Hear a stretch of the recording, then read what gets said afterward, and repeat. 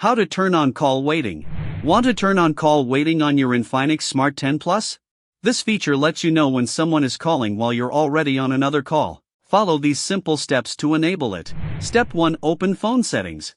First, open the phone app on your Infinix Smart 10 Plus. Tap the three dots in the top right corner and then select Settings. Step 2. Open Carrier Features.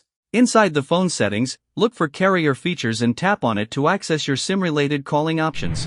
Step 3. Select your SIM. Now tap on SIM selection and choose the Telenor SIM on which you want to enable call waiting. Step 4. Open Additional Settings.